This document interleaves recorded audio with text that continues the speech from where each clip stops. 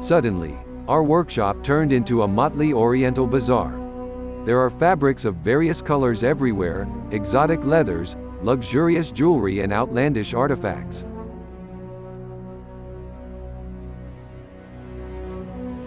And all because we took up the making of the costume of none other than the Prince of Persia himself.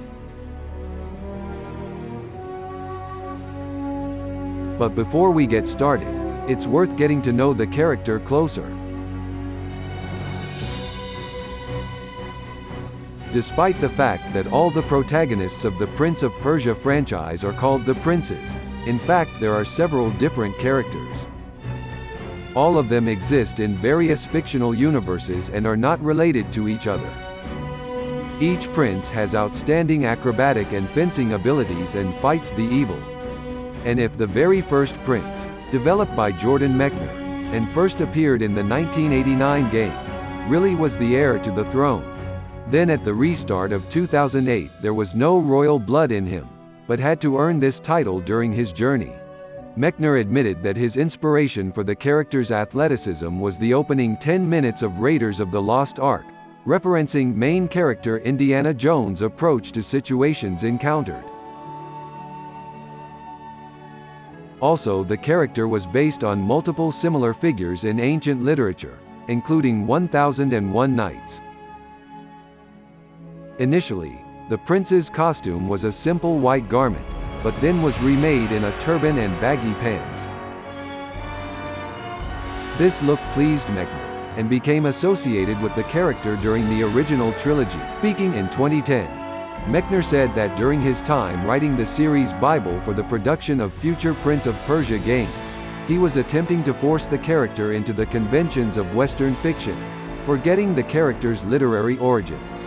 And finally, the third version of the prince's costume, which appeared in 2008, returned to us the spirit of an Oriental tale and adventurism. Ben Matz, the reboot's producer, explained that the inspiration for the character design of the prince was to express how he will eventually become a prince through an epic journey. Additional inspiration was drawn from characters such as Sinbad from 1001 Nights, Han Solo from Star Wars, and Aragorn from The Lord of the Rings.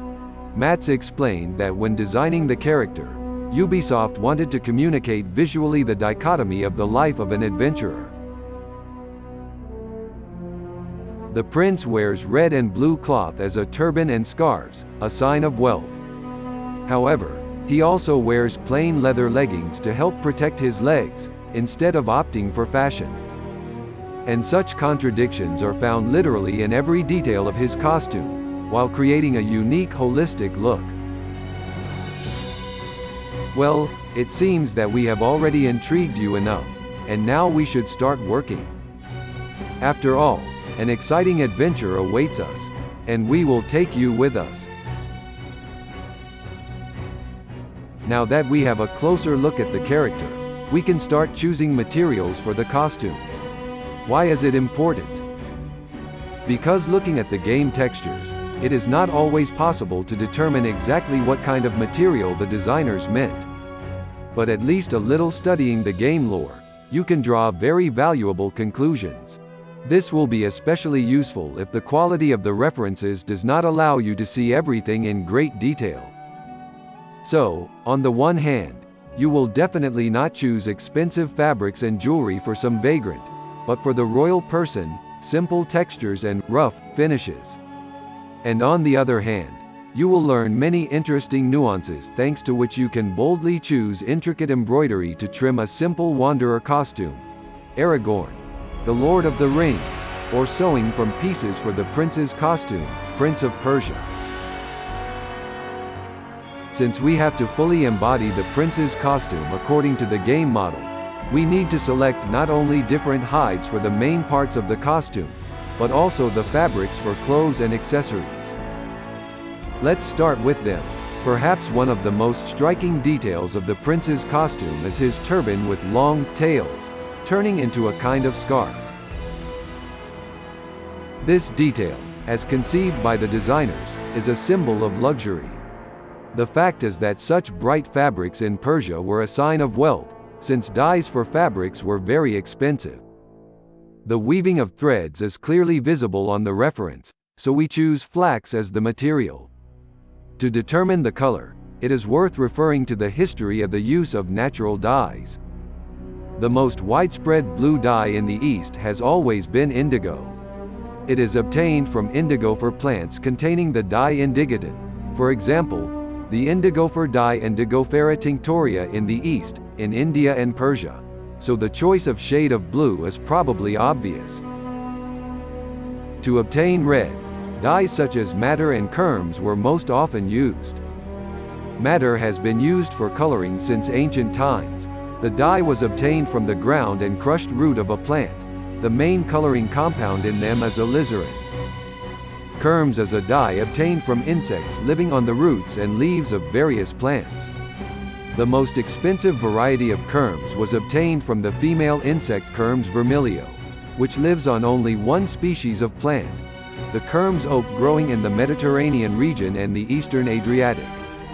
Here the choice is less obvious, but since Morena grows in Syria and Persia, perhaps we will stop at it. In addition, madder is able to give the whole range of red shades from pink to rusty brown, of which the so-called Turkish red was most appreciated, a bright, rich, warm crimson with an orange tint. It is this shade that we need. It remains to wait for the samples and finally decide. Another fabric element of the prince's costume is the cropped baggy pants. Judging by the textures on the reference, they are also made of rather coarse linen. As for the dye, judging by the brightness of the color, yellow ochre was most likely meant. Shades of brown are always a little more difficult to work with, because the solid color is quite flat, so we may need additional coloring. Well, the last fabric elements are a sleeveless jacket, which is so stuck to the vest that in some references it is a part of it, and windings on the belt. For their production, we chose coarse unbleached cotton. Now that we are done with the choice of fabrics, we can move on to the leather. Actually, one of the reasons why we are so interested in this project is the opportunity to work with exotic leather, moreover, in such rather non-trivial products.